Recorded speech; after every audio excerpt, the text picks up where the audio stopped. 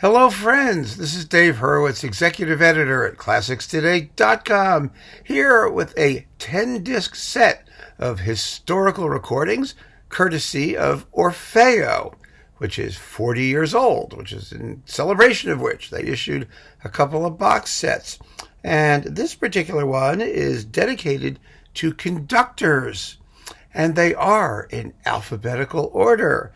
Sir John Barbirolli, Karl Böhm, Sergiu Celibidache, Ferenc Fricsay, Wilhelm Furtwängler, Herbert von Karajan, Carlos Kleiber, Otto Klemperer, Hans Knappertsbusch, Dmitri Mitropoulos, and Wolfgang Sawallisch. That's 11 conductors on 10 CDs, and at a very favorable price.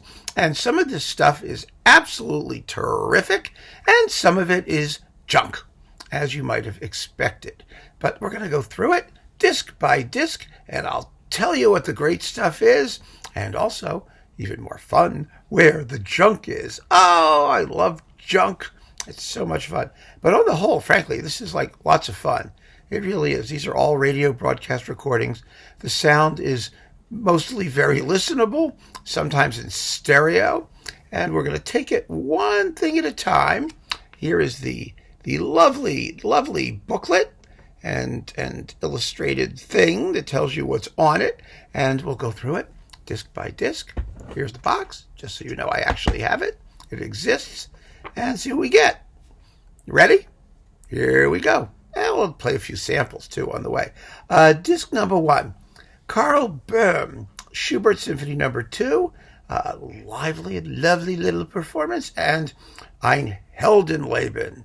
Yes, this is actually, I think, a better performance than Böhm's studio recording, which never really did it for me. And it's really very good. I mean, what's to say? It's very good. He was a Strauss specialist, an expert, the dedicatee of Strauss's Daphne, I think, was the one that Strauss dedicated to Böhm.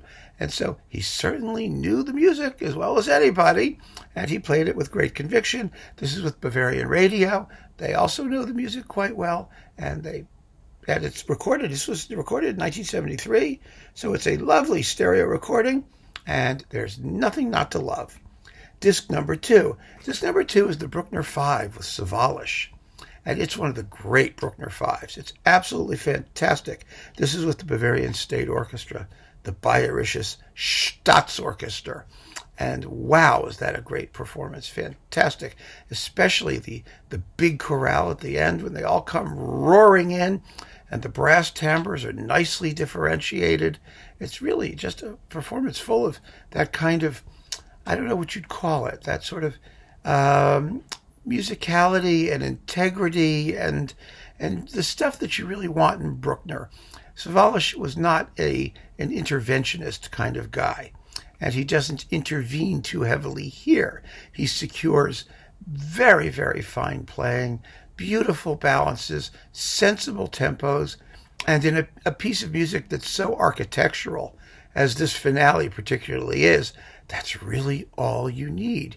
And it's actually a lot, because most performances don't achieve what Sawallisch achieves here. So it's a great Bruckner 5th. If you don't have it already, here's a great way to get it, because you really ought to hear it. It's marvelous. Okay, disc number 3. Well, it's the Carlos Kleiber Beethoven 4th. Now, I am not one of those people who worships at the shrine of Carlos Kleiber. In my view, he basically did everything his dad did, only in stereo. And his performances always strike me as well organized and full of, a certain technical integrity, shall we say, but imaginatively not so thrilling.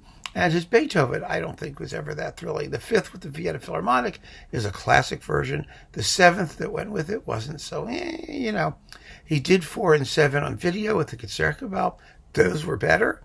Those, I think, were more interesting, although the video featured like a drop of sweat falling off his nose for a couple of movements. It was kind of disgusting. But this 4th,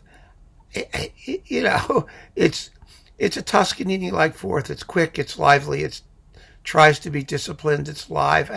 It came out, remember, it was on a single CD just for the Fourth Symphony. Everyone screamed and yelled and hoo-hawed about it. I don't think it's anything special. I really don't. Coupled with it is the Prokofiev Fifth with Dmitri Mitropoulos. Now, the Fifth, this one is from, let's see, this dates from 54. So it's a mono. It's in pretty good sound. The Bavarian Radio Symphony, which is who it was then, yes, the Bavarian Radio Symphony of 54 was a scruffy ensemble. Mitropoulos was always exciting, and he's exciting here, that some of the tempos are very, very quick, especially in the Adagio. I mean, the Adagio is too quick. He just sort of blows through it. And in the first movement, coda, there's no percussion. Well, there is. There's cymbals. There's no tam-tam. They didn't, in those days, most German orchestras, the tam-tam was the equivalent of a dinner plate that you whacked with a spoon. It just went pet. To the extent you could hear it at all you heard was that. You just heard pet. Terrible. Anyway, it's not a great Prokofiev Fifth. It's an exciting Prokofiev Fifth, and for Mitropoulos fans, of course, it's worth having, although there are other versions of him doing, I think, the same work, but I can take it or leave it. The Kleiber, again, this is a personal thing with me. I think he's overhyped, and, Knappertsbusch. Okay, Der Knä with the Wiener Philharmoniker in 1954 and 1962. You get the Coriolan Overture that takes almost 10 minutes. Oh my God. Bum bum ba da da da da dun da da da bum bum ba. I mean, I could play it for you, but it's so much more fun to sing it. Anyway, and then the Eroica. Oh, the slowest, the dullest, 17 minutes and 32 seconds for the first movement without the repeat.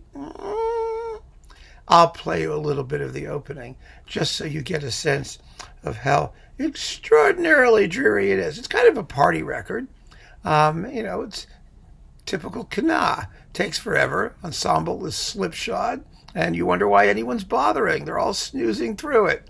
So here's a little bit, just so you get a sense. I'm sort of torn whether to do the first movement or the finale, which is heavier and more sluggish, but let's just take it from the opening, because he also starts while the applause is still going on, which is kind of fun. It's just a mess.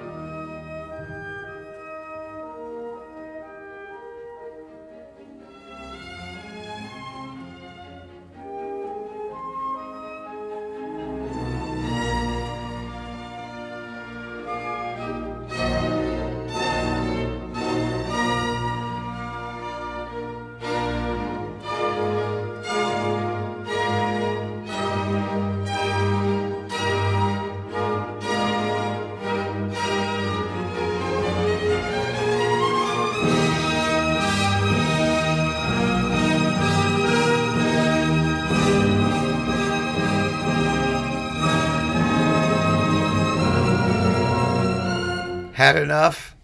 Me too. Okay, enough with that one. But then things are looking up as we get to disc number 5. You have Klemperer in 1956 doing Brahms Third. He always did a great Brahms Third. And this is a swift, exciting, pedal-to-the-metal Brahms Third with the exposition repeat in the first movement.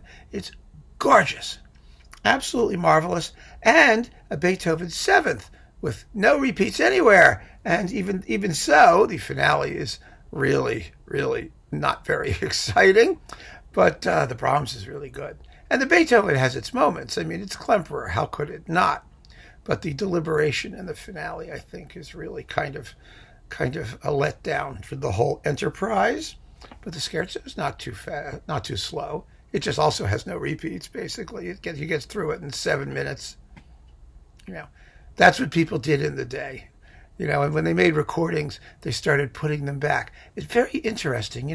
We could do a little talk about the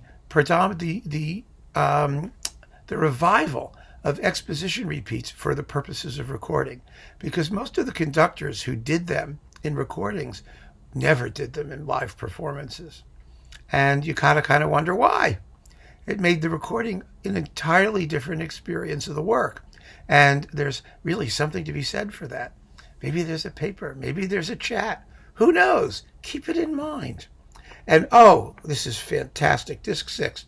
The Fricsay Tchaikovsky Patatique. Now, we were just talking about that when we did our ideal Tchaikovsky cycle. And some of you had written to ask, how the sound was in this. It was recorded in 1960. It's live. It sounds fantastic. It's a phenomenal performance. Some of you believe it's even better than his stereo. This is his third recording of it.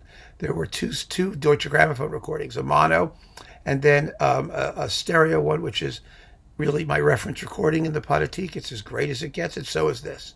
This is every bit as fine, and some of you think it's finer, but I don't like to make comparisons at that level of excellence. It is astonishing, magnificent, and it is here bereft of the coupling, which was, I think, the Bartók Third Piano Concerto with Annie Fisher or somebody like that. But I have it over here, and I don't trust my memory, but it's just the Patatique because they're not doing concertos. There's another disc in this series, I think, of piano concertos or other concertos or something like that. But it's great. It's just great.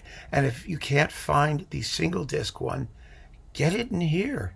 You might as well, because you'll have the things like the Böhm disc and the Sawallisch disc and the Klemperer Brahms. I mean, there's more than enough really good stuff here to justify getting the set. Next, Karajan, Beethoven Ninth. Oh, who cares? Come on. I mean, this is from 1955. It's with the Wiener Symphoniker. It's the Karajan. It's the Karajan Beethoven Ninth. I mean, his interpretations of never changed throughout his life, basically. They're all the same. He did the same thing the same way all the time, as much as he could. And I have absolutely no, there's no reason for this to exist. His 4 studio recordings of Beethoven's Ninth are more than enough and similar enough to each other so as to make any need for a 5th or a 6th or however many it is completely irrelevant. Oh yes, then we get a Celibidache, his as is usual. This is Liszt Les Préludes, a very boring performance of Les Préludes, and a Brahms 1. Now, most Celibidache performances, before he went insane and did his late stuff at slower tempos and crazy textures and demented stuff all over the place, he wasn't that interesting a conductor. I mean, I heard all of that Stuttgart stuff. Most of it is just trash. And this is and his Brahms particularly, it was soft-edged and flabby, and the list is not something. His name was legendary. The results, most of the time not. In his last crazy period, things got more interesting, but not. Then we have, this is really one of the highlights of the set. This is Barbirolli, and he's doing the Brahms 2, a wonderful, typical Barbirolli, but live Barbirolli at his best, because live Barbirolli could be a complete shambles, and often it was. But here you've got a beautiful, warm, spontaneous Brahms Second Symphony, and with Bavarian Radio, the Vaughan Williams Sixth. Now there's a symphony they didn't play every day, and this is a very good performance of it. It's interesting to hear them do it. It's exciting to hear them do it. This one is from, let's see, what is it? 1970, live, good sound, and it's really cool to have. I think this is one of the better mementos of Barbirolli live. And so I enjoyed that very much, and especially for the rarity of having the Vaughan Williams Sixth. It's just great that Barbirolli was taking this piece on the road and performing it in, different places that would never have a chance to hear it otherwise. That's the kind of thing that he should be doing, the kind of advocacy that I think was totally admirable. So that's really worth hearing. And finally, last but not least, what do you think? Furtwängler, Bruckner 4, Vienna Philharmonic. It was 51. It has the worst sound in the set because, not only did Furtwängler usually live to achieve the most miserable results from whatever orchestra he was conducting, but he usually managed to achieve those miserable results with the most miserable sonics. That gives the Furtwängler people the opportunity to talk about the spirituality and unique insights in the performance. Well, I dare you to find 2 insights and tell me what they are. It's a totally uninteresting Bruckner 4. It's first of all, the 1888 was that Gutmann edition, that terrible, Baudelarized edition with the soft ending to the first part of the scherzo and the extra, things, the rescorings and cuts and stuff. Oh, God, it's awful. And the performance itself, it's okay. It moves along. The finale is, the slow movement is boring. The playing in 51, even the Vienna Philharmonic, it's post-war, early Vienna Philharmonic, it's really scruffy. And it's just, what people see in this stuff, I really don't know. I just don't get it. There's so many better performances of the Bruckner 4 out there. And Furtwängler's Bruckner was always kind of twitchy anyway, kind of erratic, as Furtwängler was himself. Anyway, I don't need it. I don't care. Maybe you will. There aren't that many Furtwängler Bruckner 4s buzzing around, so maybe this one matters to you. Doesn't matter to me. But on the whole, taken in toto, is the whole greater than the sum of its parts? That is the question we need to answer. I would say yes, it is, because there's some astoundingly fine stuff in here, some things you're not going to find anywhere else, even the stuff I don't particularly care for. A lot of you will find interesting. You will care a lot more than I do. So I certainly recommend that if you're a fan of historical recordings, this is a terrific, not terribly expensive, smart way to get a beautiful and iconic series of historical and live recordings from quite the roster of conductors. I can't complain. It's nice to see this stuff back. It's nice to see it attractively packaged as a commemorative set. And like all such commemorative sets, you better get it while you can. So if you're listening to this in the year, 2375, I can't tell you whether or not it will still be in print. All I know is that in 2021 it was.